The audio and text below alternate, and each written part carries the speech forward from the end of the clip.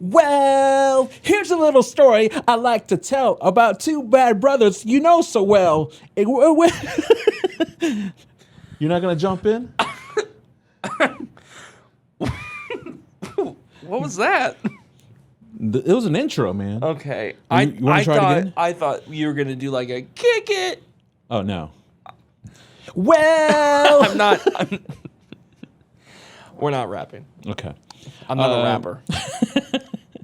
Well, welcome to the Vinyl Vault. My name is Tony, and that is Parker. Yes. As we all know so well. We might restart this. You want to restart it? No, Yeah, it's we fine. should. You know what? I think people should see your true character, and I don't mean true character as like a bad thing. I think people just need to know that you like to freestyle at random points in the day. It's just, Well, that's. He's had better rhymes, folks. I feel like we made him nervous. I do go into rhymes every now and then, mainly because this week we are talking about a lovely band called... Are they a band? The Beastie Boys. Yeah, they are. Did you just Mario that? The Beastie Boys. The Beastie Boys. Yeah, it's The Beastie Boys, or as they know in the Spanish, El Beastie Boys. We're talking about License to Ill. Yes. Yes, from 1986. Oh, man. I remember that came out. Yeah, you were negative something? I was negative 10 years old. Yeah, that's fair. I was 2, but you probably were listening to this at 2. No, no. My Vietnamese parents, Trium and Kim, were certainly not listening to the Beastie Boys. So Yes. we are going down this little journey. We listened to License to Ill over the week, and Yeah. Like I understand that you have quite the opinion about the Beasties. Please indulge. Okay. I don't want to judge anybody. It's just not really for me. Okay. I think the yelling and the shouting and the everybody getting a syllable in a certain word, I think works for like 2 or 3 songs, and you'll notice that some of the, I mean, obviously, some of their most popular tracks in their entire discography catalog are on this album, and so obviously they had a winning formula. But man, it was a tough listen through the first 6 tracks on this song and or this album. Felt like one long song, to be honest with you. And I told you the other day that I was listening to it, and it felt like every time we finished a song, I was like, all right, that's it. No more samples of Led Zeppelin. Maybe we'll finally have something original. And then no. They just kept coming. And so, and I understand that hip hop and rap is primarily, not taking from other genres or decades, but a lot of hip hop is the idea of taking one kind of art, changing it into something new. And so I understand that concept, but man, a lot of samples, a lot of screaming, not a lot of melodies there. Sure. It's just I'm noticing a trend with your picks. They're all just angry. It's like that. People don't remember Chris Farley had this famous SNL skit where they were doing one of those like blind taste tests for these Folgers coffee crystals, and they cut to him and they tell him that he's not drinking regular coffee, it's crystals. Loses his mind. He chokes out the waiter. They have to knock him out with a pan. And they cut to him in this news report, and they're like, how are you feeling? And he just goes, angry. And that's how I feel when I listen to this album. And it just, it's just not. I think, since music is subjective, I think the issue is that you yourself are really angry. It's not angry music. I don't think there's anything even remotely close to. I associate, me with anger. Okay, maybe anger is not the best word in hindsight. 20 seconds ago, but it's just a lot of shouting. They don't sing. And and I mean this in the nicest way possible. You know me, I'm a gentleman and a scholar. Not a lot of good bars either. It just seems very, like, my name is Parker and I'm here to say, it feels very Grandmaster flashy, which I mean was probably, hip hop at that time. We've talked about Tupac in the 90s and then, Linkin Park. Where rap music became more thought out and more well written, whereas like I think these people I think they depended on the beat obtaining more fame than the lyrics, if that makes sense. So it is what it is. Okay, I mean that's fair. It's how you feel. And Suck. Well, all of that has, what you're explaining about, actually having bars and what have you, like, it has to come from somewhere, right? And, the Beastie Boys were, like, the original white guy rappers. They were the first to really blow up rap. In fact, they're one of the pioneers of putting rap into mainstream, because of how they did their music. Now, obviously, it expands and evolves into what you personally taste, enjoy in your tastes and what have you. But I think it all comes back to these pioneers. Whether it's sampling, yes, they were one of the first bands to take sampling and use it creatively instead of as a lot of the New York rappers at the time, all they had were records from their parents, like jazz albums and things like that, and the sample would be more of the melody of the song rather than just a part of it. Yeah, and they would rap over that, whereas the Beastie Boys were really one of the first to really take clips and things like that and sample it and put it in creatively to enhance the beat that they already had. They actually started out as a punk rock band, and as a joke, they did a rap song, but with that, it somehow they got big. Were getting popular doing that, and they just kind of leaned in on it because they were around whenever Run DMC and all these other New York rappers, when rap was really starting to be a popular underground thing in New York, they were in it and did their things. Yeah, I was gonna ask, and I don't mean this in a divisive way. It's more of just a snapshot and maybe your interpretation, but during that time you had, Public Enemy, you had Run DMC. I'm not sure when NWA really took off, but it was around that era. It's a little later. A little later.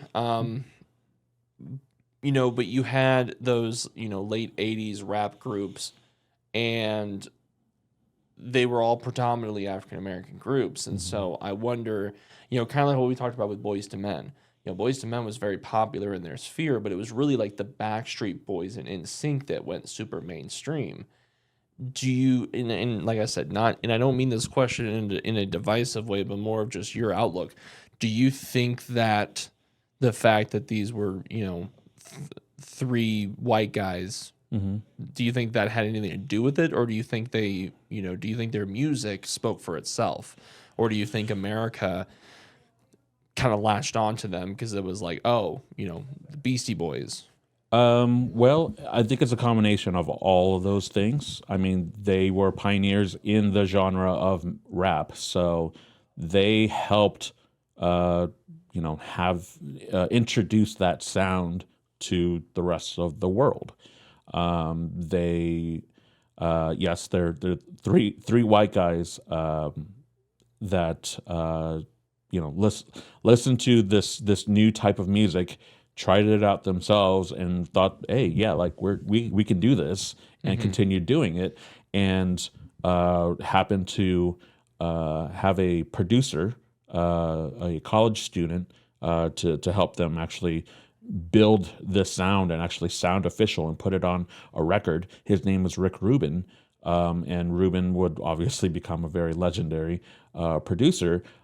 He started Def Jam, and I mean, Beastie Boys were one of the first bands that he signed. Yeah. Beastie Boys, Run DMC, like it was all a part of Def Jam. They were like I said, the beginnings of it all. And because they were white, I'm sure that it helped white America, ease into it, if you will, because these people looked like them. Well, and I don't want to make it seem like I'm accusing them of getting by because of that demographic. I'm simply just asking the questions that if I was attending like a class on history of hip hop, that this is just some of the curiosity that gets me is like because what fascinates me a lot with artists is why they become famous. Is it simply just talent? Is it a product of their environment? Is it because their cousin happened to be like the president of RCA Records? What leads them to that success? Yeah, that makes sense. And so I just want to clarify that in case anybody hears this and thinks that I'm this divisive figure. It's just curiosity. Yeah, no. I mean, it was a combination of introducing the world of this new genre known as rap. There's a lot of blowback, so a lot of people are like, this isn't music. That you're supposed to hear melodies, you're supposed to hear singing and stuff. What is this rap business? They're just rhyming, in rhythm, and they took the idea of punk rock, of the rebelliousness, and sometimes even blatantly wanting to be in your face and obnoxious, and brought that very much into their music and their style of rap. And I mean, their live shows were pretty infamous for being extremely fun, very, very party centric. If anything, License to Ill was very much like a frat boy kind of anthem, like an album for frat boys, because it's all about girls. It's all about drinking and partying and just that general lifestyle. Yeah, it's very fratty. I'll agree with that one. Yeah, so I mean, they spoke to a large group of people, and they latched onto it, and they've never heard of something like this before. So again, it just helps introduce this genre to everyone. Now, yes, you're absolutely right. Like the lyrics aren't really that great. Some of the better songs are have a little bit of a better hook than others, but still, it's not like the most amazing thing.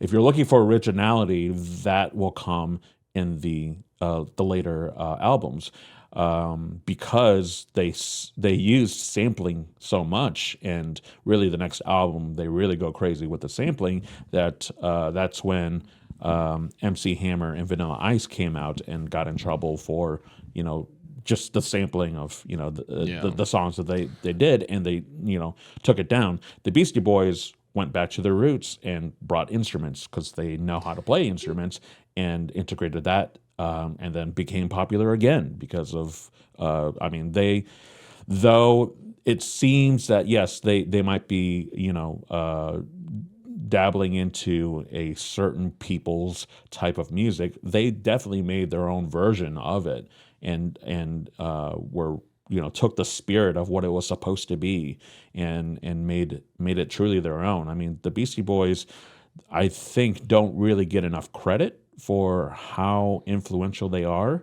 But I mean, breaking it down, like, because of these guys, you get these guys and these guys and these guys. It all kind of trickles back to these, original rappers. Well, and growing up, I didn't really listen to the Beastie Boys, if at all. They were one of those groups where, I knew their songs just listening to them. I didn't know that they were... What you drinking there? A delicious beverage that we can't say the name of. I don't think we can. Could be a Pepsi, could be a Fresca. I knew their songs, because you listen to them and they were used in movies and TV, and so when it's one of those deals where like you never know the title or the band, but the song. But I would say that the Beastie Boys really became more prominent in my life in terms of just knowing who they were was when they had that resurgence in like 2016, 2014. They had that one song, Make Some Noise, and the music video had like Seth Rogen and Elijah Wood and oh gosh, I can't remember the third one. Was it Danny McBride? Maybe. But yeah, like that group. And so then it all started clicking for me, but I don't know. It's just I listen to music too critically. I think too much about it. I take it very literally. Sure. And so while I love the song, Fight for Your Right to Party, I'm listening to it, I'm thinking, I don't think our rights to party were ever were ever under a threat. Maybe not you. But I don't know. I think if we picked an album that had more, more input in the lyricism, I probably would have a better review. But I also don't blame you for picking this one because this one does have, I think, probably 4 of their top 10 hits. I mean, so to talk about how well it was received, I mean, this album was the first album to top the Billboard 200, the first rap album to hit that. Like, so keep that in mind of how popular that was. And then like the legacy of the Beastie Boys, I mean, Rock and Roll Hall of Fame in 2012. And each era that you go down for each album, they kind of reinvent themselves or slightly change it so that they're not duplicating the last album. By the time you get to my favorite album from them, Ill Communication, they brought back some rock elements. I mean, they've got like 1 or 2 tracks that are just straight up hardcore punk.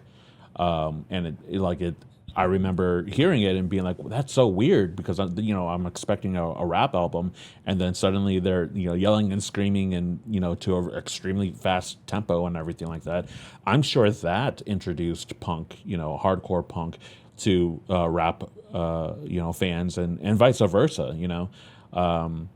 Their influence, their music videos also very, very tongue-in-cheek. I don't know if you got the time to actually watch any of the videos, but like they did not take themselves seriously at all, or at least the music video stuff, where they're just kind of poking fun at music at the time. And they were very much components of trying to get their sound and this is genre out there. So they were poking fun at everything, and everything's just kind of funny to them. And that that's a whole part of the Beastie Boys, is that they're an extremely funny band if you take the time to like actually listen to what they're saying and know that some of the stuff is just they're goofing on people. I think the best song that they ever made was not on this album, and I think it's Sabotage. I think that's probably just my favorite overall. Yeah, so I mean, so Sabotage, that's from Ill Communication. Yeah. You hear the heavy guitars, and I mean that's them playing it. So that, I mean, can you think of any rappers that are actually have instruments in hand and are rapping whilst playing? Like that's what I'm talking about, of just them being like almost pioneers to what would become like new metal, right? Like I see what you're doing now. Yeah, it's all connected. It's all in the hips. It's all in the hips. So, did you have like 3 favorite songs? So, unfortunately, I'm not as well versed in the Beastie Boys community as you. So, unfortunately, my top 3 are probably going to be the most famous top 3. Which I've got number 3, I've got Brass Monkey. Number 2, Fight for Your Right, and then I think number 1 for me is No Sleep Till Brooklyn. And that song, No Sleep Till Brooklyn, it's one of those songs where I'm not even really listening to the words. Yeah. I just think it's a great song overall, and it doesn't hurt that it's used in that great one-shot scene from Guardians of the Galaxy 3. It's just a good song. Chiefs fans, they're familiar with Fight for Your Right. That song replaced Rock and Roll Part 2 by, I think it's Gary Glitter that does that. Replaced that as their touchdown song, simply just because Travis Kelce liked it and made that one comment, and now it became a thing. And then Brass Monkey, I just like the use of the high pitched horns in the melody. But there's a song in here that I cannot stand for the life of me, and I think I hate it worse than that Next Contestant song by Nickelback that we had a lot of time with. Yeah. Yes, I think that the later half of the album is a lot better than the first half. 100%. And to tell you the truth, my favorite songs are very, very similar to yours, where I believe Fight for Your Rights, No Sleep Till Brooklyn, My Only Real Change is Paul Revere. I don't know. Paul Revere I'm not. No. Didn't do it for you? I think if Paul Revere heard that song, he would not be happy. Well, so it has nothing to do with Paul Revere. It's just why name it Paul Revere? It's just the horse's name. If you want to know the backstory, Run from Run DMC ran down the stairs and saw the Beastie Boys hanging out there, and he said, well, here's a little story I'd like to tell, which is what I started off with. And they all laughed because, he was about to tell a story or whatever. And while this was happening, Rick Rubin was playing with an 808 bass. And we're not sure who came up with the idea, but somebody came up with the idea of reversing that 808 sound so that everything sounds backwards. And they're like, oh, it'd be really cool if you did a song that was like completely backwards in terms of the music, and then tell a story, while rapping a story of how you guys met. And so that's exactly what they did. They kind of placed it in, we're in the Old West, and we're three outlaws that meet each other while causing bar fights and robbing a bank. Meanwhile, baseball and wiffle ball bats exist at the same time, and a horse named Paul Revere. Again, it's just. And this is supposed to be a true story. Yes, this is the true story of how they met. Yeah, exactly. So, looking at this photo, what a time for Adidas. One of the older photos you showed, they were all wearing Adidas shoes. You see, this guy's got one of the track coats on. I mean, what a time. Well, see, I mean, that's another thing that some people don't right? think about. Yeah, probably. So if it's with Run, I mean, I don't know when exactly, but if this was like promotional stuff, it was probably pretty earlier, closer to your. Well, maybe is it? Yeah, let's just say it's. Well, I say that. Yeah. I say that because Nike's surgence really happened when Jordan got involved with the Bulls, right? And so that was in the early 90s. Because I mean, he signed a rookie deal with Nike, but he wasn't Michael Jordan that we know of. So I mean, right. So this probably was the last time that Adidas was on top of the apparel world. Now that I'm thinking about it, depends on who you're, which genre and how you classify that as. Later in nu metal, Korn would be the face of Adidas. They didn't even write a song called Adidas. Oh, I know they got their own shoes and all that. But yeah, rap and fashion has always been a thing. And that's one of the, again, another thing that the Beastie Boys helped with is that they started, inadvertently, fashion trends. They would be one of the first pioneers to establish the skater look. In their later albums, where their music videos would have, the big giant pants on skateboards, and just that skater look. They helped with that. They were a part of that look. But yeah, I mean, them with Run DMC here. I mean, Adidas, the tracksuits, the gold chains, and everything. It's so. Back to the album. Yeah. Which is the one that you hated the most? I would say that I generally kind of skip somewhere around She's Crafty pretty early on. Otherwise, yeah, I for the most part the other songs are just all right, fine. folks. But Listen, I find She's Crafty isn't. It doesn't really do it for me. the song "Girls," Yeah, on this album, might be one of the worst songs I've heard of all time, and that includes anything Bieber's ever made. That includes Rebecca Black's "Friday." My age people will know that song. This also includes Chocolate Rain. This includes anything that you, what's his name? I can't remember his name. Michael McDonald. It's worse than Michael McDonald. You heard it here. I'm staring straight into the camera because I'm telling you, America, listen. This is a horrible song. Do not listen to this song. In fact, no, listen to it. It's 2.5 minutes long. You'll never get that time back. You cannot file for compensation. Just do it. You'll know what I'm talking about. Song sucks. And I mean that with the most respect to Mr. Beastie and Mr. Boys. This song sucks. And if you tell me some sob story about somebody wrote it while they were on their deathbed, I'm going to lose my mind and I'm going to unplug the mic and leave. Because that is not, that cannot be true. This song, I mean, and I try not to say such mean things about this because this album, I assume, means a lot to you for you to pick it. But this song sucks, man. I listened to it this morning on my way into work, and I almost turned the car off on Chestnut. I couldn't get away from it. It sucked. I'm very passionate about how bad this song is. Okay, well, I'm glad that you're able to be that passionate about a song. And I'm never passionate about anything. No. But this song sucks. Well, just like in popular Vinyl Vault fashion, here's what happened. Just kidding. Actually, I know nothing about the song. Oh, thank God. So here's the thing about at least my history with this in particular song.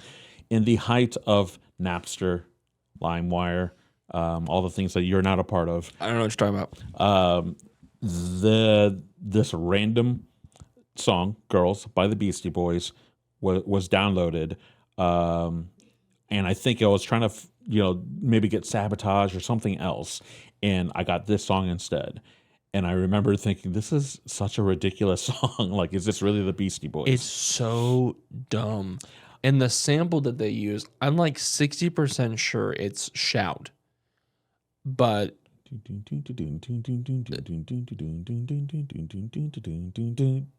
maybe now that you do it, it doesn't sound. It's not good. I think it might be an original. It might be sampled. I have no idea. It sucks, and I haven't broken eye contact with the camera The entire time. I mean, I never skip it. I always listen to it. I mean, it's not the best of their songs. To me, it just has, also very misogynistic too. Okay, so keep in mind again, it's them goofing on a scenario where one of them is trying to get with a girl. The girl says no, and he gets mad about it. And they rightfully so. People took the lyrics as is and accused them of being misogynistic. I don't think that song holds up today, buddy. Oh, I'm not saying that it for this does to be your. Or anything like that. It's weird that this is your favorite song. I never said that. Yeah, they have apologized to the public for making them think that it's about that kind of stuff. It was supposed to be a joke. A lot of their music is poking fun at things, and they poked fun at girls, and the people got mad. Anyway, the song sucks, and I'm glad that they have looked on it in hindsight and said that this probably wasn't the best track to put out, regardless of their intentions. It just, I listened to it and I swear I'm staring at my car thing that plays the music, the little jukebox, and I'm just staring at it and I'm getting visibly more angry because I don't, how when people are mad because they don't understand something and so their reaction is just to be angry. That's just you in general. So yes, well, yeah. So that was just me listening to this song. I was like, I don't get it. Because I don't know about you. I've never made an album. I've never signed a record deal. I've never been a musician. I understand how the music industry works to an extent, and to the idea that you can't just put a song on tape and it just goes out to the world. There has to be so many layers of producers and executives and shareholders to an extent. Someone should have caught this song before it made its way out. And I'll say the same thing for Nickelback. Somebody should have caught Next Contestant too. Somebody should have listened to that and said, guys, I don't think this is the move. I would say if you Parker, if you ever want to go back and listen to, more original sounding, like Beastie Boys type stuff, and if you really like Sabotage, that album, Ill Communication, one of my favorite albums. Yes. And yeah, it's unique, and they figured out their sound a little bit more. It's still the shouty and trade off rhythms and what have you, but there's a lot more melody and musicality to it because they're using instruments and what have you. So, yeah. Well, Beastie Boys, eh? Yeah, Beastie Boys. You wanna? Well, go ahead. so just for some programming notes, Tony will not be here next week. He's decided he's going to take what they call a vacation. And where are you going? Springfield, Missouri. It's southwest Missouri. He's going to do about 8 things, and I can't wait to hear about all of them when he gets back. Oh, it's going to be real interesting. We're not going to have an episode next week just because this is a duo effort, and it is what it is. So I shouldn't have done that one episode when you were gone? I never saw it, but okay. I heard it was probably our best. So we'll be back with another episode of the Vinyl Vault. And as always, I'm Parker. I'm Tony. We'll see you next week.